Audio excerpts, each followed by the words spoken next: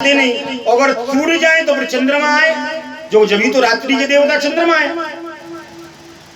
चंद्रमा मन में विचार करने लगे ये सूर्य देव ऐसे जाने वाले नहीं, अब तो हमें भी भगवान राम की शरण में ही जाना पड़ेगा। भगवान राम से प्रार्थना करते हैं, प्रभु क्या बात है, हमें आपका दर्शन नहीं हो पाएगा क्या? भगवान राम कहते हैं क्यों, मेरे बाल रूप के दर्शन तो सारा संसार कर रहा है। तो तुम्हारा सब संसार तो कर रहा है, लेकिन मैं ये एक अकेला बाकी हूं, मैं नहीं कर पा रहा हूं। बोले तुम क्यों नहीं कर पा रहे हो? कि सूर्य देव की वजह से। कि कैसे? तो कि स्वामी 1 महीना हो गया, वो 1 महीने से सूर्य देव वहीं के वहीं खड़े हैं, आगे जाते ही नहीं। अब वो जाए तो फिर मैं आऊं, मेरा समय रात्रि का है, उनका समय दिन का है। भगवान राम की समझ में आ गई। भगवान राम सूर्यदेव से कहते हैं, भैया सूर्य क्या बात है भाई, 1 महीना हो गया, चंद्रमा परेशान है। सूर्यदेव कहते हैं, स्वामी देखो मैं आपका परम भक्त हूं। भगवान भक्त को हर किसी कार्य के लिए रोक सकते हैं, लेकिन अपने दर्शन करने से नहीं रोक सकते। भक्त की ये तो भावना है, वो जी चाहे जब तक भगवान का दर्शन करे। और फिर मेरे कुल में आपने जन्म लिया है, सूर्य कुल में, तो मेरा तो वैसे ही अधिकार बनता है। इसलिए चंद्रदेव से कहो अपनी और कोई व्यवस्था बनाए, मैं हटने वाला नहीं हूं। जब इतना कहा, भगवान राम ने कहा कि भैया सूर्यदेव तो मानते नहीं, तो चंद्र देवता रोने लगे। तो ठीक है स्वामी, आप सूर्यदेव से ही प्रेम करो, हमें तो आप भक्त मानते ही नहीं, और ऐसे जीवन से तो मर जाना ही अच्छा है, हम तो अपने शरीर को त्यागेंगे। भगवान राम समझाते हैं, नहीं चंद्रदेव ऐसा मत कीजिए, कोई बात नहीं, और थोड़ा विश्राम करो। कब तक करूं? कोई पता है क्या सूर्यदेव की वो कब तक रखेंगे यहाँ पे? तो चंद्रदेव का मन रखने के लिए भगवान राम बोले कि चलो ठीक है, हम तुम्हें एक वरदान दे देते हैं। सूर्यदेव नहीं जा रहे हैं तो भाई वो भक्त हैं, तो भक्त के लिए भगवान बाध्य नहीं होते कि नहीं नहीं नहीं नहीं मल्ले कहीं को भगा दिया जाए। वो तो भक्त की इच्छा है, तो ये बात भी सत्य है, उनकी भावना है ऐसी, उनकी श्रद्धा है, तो दर्शन करने दो, लेकिन हम तुम्हें वरदान दे देते हैं। ठीक है वरदान आप दे दो। क्या वरदान दे रहे हो? तो कि वरदान हम तुम्हें ये देते हैं कि आज से हमारे नाम के साथ में तुम्हारा नाम जुड़ जाएगा। यानी हमसे राम सूर्य कोई नहीं कहेगा, लेकिन रामचंद्र जरूर कहेंगे। बोलिए रामचंद्र भगवान की जय। यानी चंद्रमा को अपने नाम के साथ में ले लिया। जब इतना वरदान दिया, लेकिन चंद्र देवता फिर भी संतुष्ट नहीं हुए। बोले महाराज नाम से क्या होता है, दर्शन तो आपका बाल रूप का मिल ही नहीं रहा है। तो फिर भगवान ने समझाया, बोले चिंता मत करो चंद्रदेव, अब की बार अवतार धारण करेंगे तो तुम्हारे समय में करेंगे। यानी अब की दिन के 12 बजे हमने अवतार धारण किया है, और जब कृष्ण अवतार धारण करेंगे तो रात्रि के 12 बजे करेंगे आपके समय पे। उस समय हमारे बाल रूप के दर्शन कर लेना आप। बोले अच्छा, तो वो कब करेंगे स्वामी? वो द्वापर युग में करेंगे। अरे तो अभी तो त्रेता ही चल रहा है, द्वापर तो बहुत लंबा है, जब तक मैं इंतजार करूं।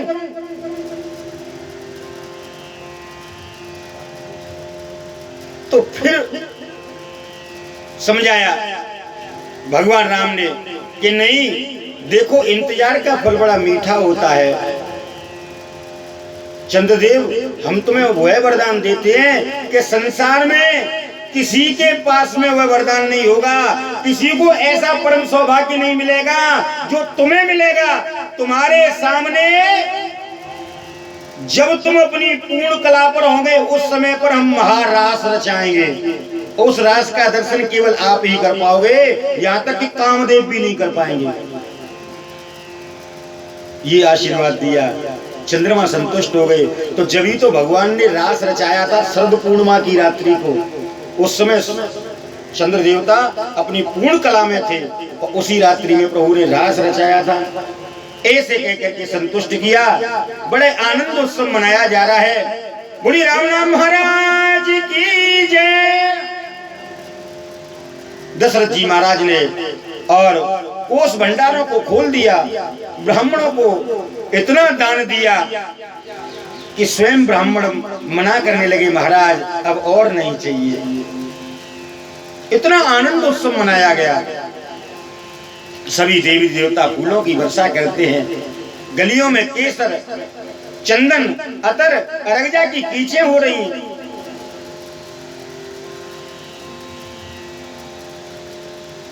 सुखदेव जी महाराज कहते हैं, राजन धूमधाम से उत्सव मनाया गया। थोड़े से बड़े हुए, यज्ञों को भी संस्कार हुआ इनका। और गुरु गृह पढ़ना गए रघुराई, अल्प काल विद्या सब पाई।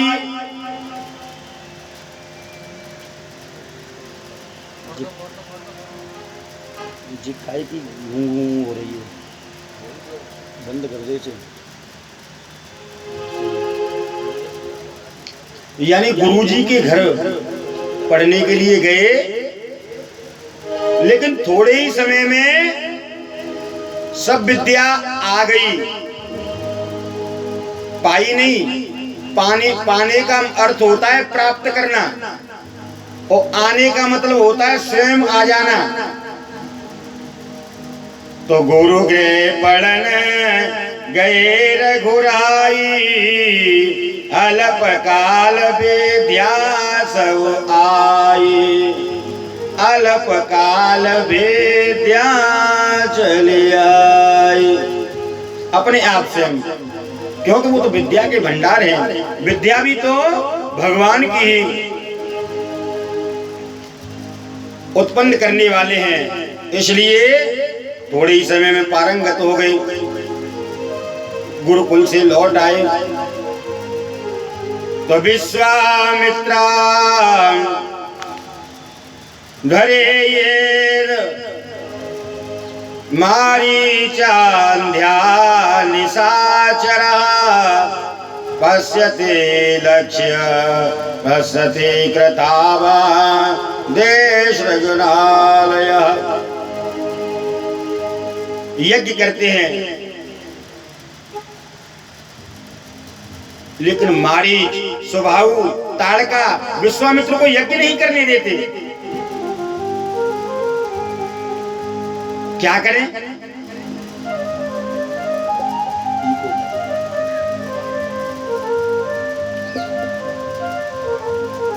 मन में ध्यान धरा, दिव्य दृष्टि से देखा, समझ गए भगवान का प्राकट्य हो चुका है, इसलिए राजा दशरथ से मैं राम लक्ष्मण को लेकर के आऊं। गए।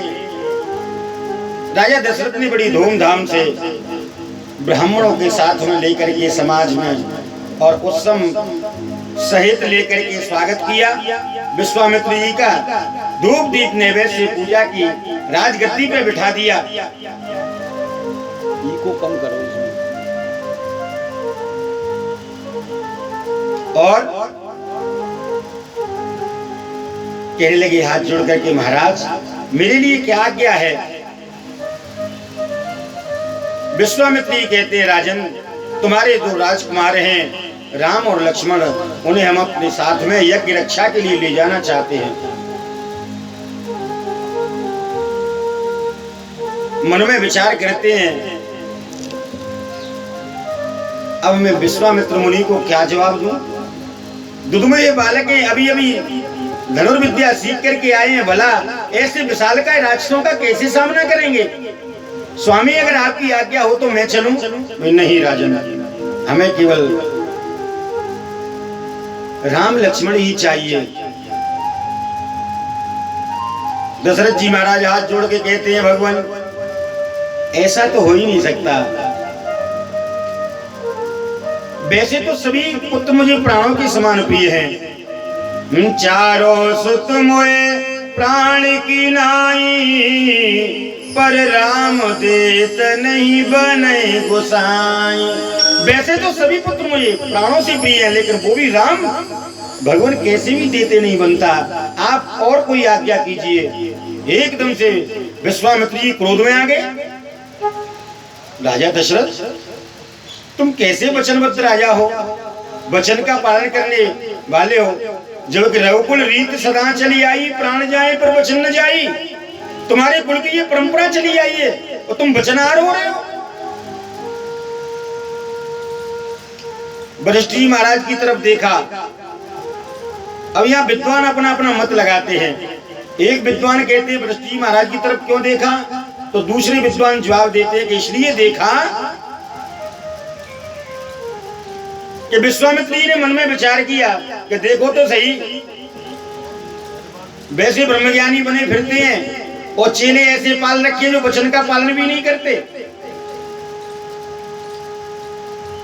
तीसरे विद्वान कहते हुए नहीं, इसलिए नहीं देखा। वही तो किस लिए देखा, कि इसलिए दशरथ जी महाराज के इन बातों को सुनकर के विश्वामित्र जी ने वशिष्ठ जी की तरफ देखा कि शायद यही कह रहे कुछ, तो शायद गुरु की बात चेला जरूर मानता है, शिष्य जरूर मानता है।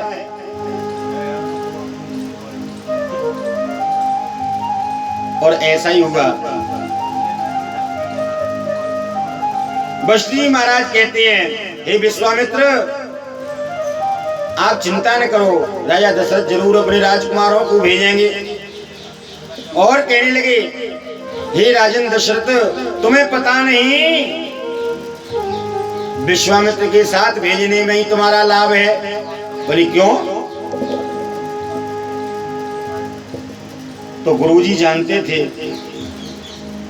कि हर माँ बाप का एक सपना होता है कि मेरे पुत्र का विवाह हो, सुंदर सी बहू आए।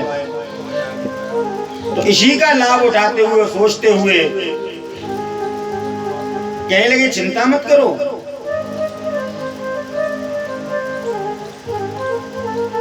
ये बिचौलियां हैं तुम्हारे चारों पुत्रों के विवाह के। मैं देख रहा हूं अभी से, अगर इनसे बना के रखोगे तो तुम्हारे चारों पुत्रों का विवाह सुंदर सा बढ़िया जगह से करवा देंगे। इनसे मत बिगाड़ो, इसलिए इन्हें भेज दो, इसी में लाभ है। अच्छा गुरुदेव, वास्तव में यही मेरे बालकों के विवाह की बिचौलियां हैं? कि हाँ, यही बिचौलियां हैं। अरे तो ठीक है। दशरथ जी महाराज ने राम लक्ष्मण को भेज दिया साथ में। मार्ग में ताड़का का वध किया भगवान राम ने। मारीच सुबाहु यज्ञ विध्वंस करने के लिए आए, सुबाहु को मार डाला। मारीच को बगैर फल का बाण मारा, जो 100 योजन समुद्र पार करके गिर पड़ा मूर्छित होकर। यज्ञ संपूर्ण हुआ, चलने लगे। तब तक जनकपुर से पत्रिका आ गई। गुरुदेव ने आज्ञा दी, जनकपुर धनुष यज्ञ को देखने चलना है। चलने लगे। रास्ते में अहिल्या का उद्धार किया भगवान ने और पहुंच गए।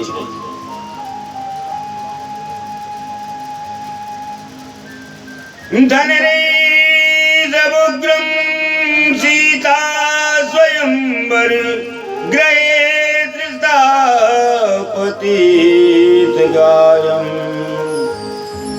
दशा विकलध्वजा कुकञ्ज मध्ये बद्धै ददौ रामयां ददालम्। धनुष यज्ञ में पहुंच गए। जैसे ही मालूम पड़ा जनक जी महाराज को विश्वामित्र तो राजकुमारों के साथ में पधारे हैं, ब्राह्मणों का समाज लेकर के स्वागत करने के लिए आए, सुंदर रहने की व्यवस्था की।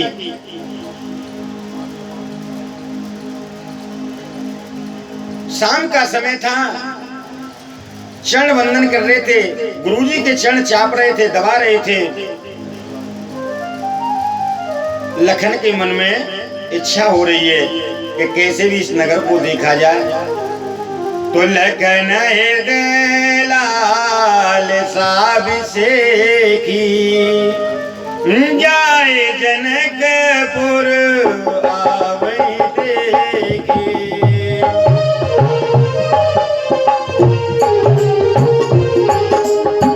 मंगल भवन मंगलहारी, मंगल भवन मंगलहारी, प्रभु दशरथ अजिर बिहारी।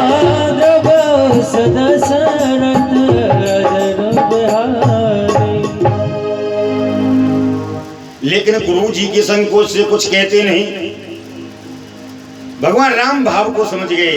भगवान राम कहते हैं, गुरुदेव लक्ष्मण के हृदय में लालसा है इस नगर को देखा जाए, अगर आप किया हो तो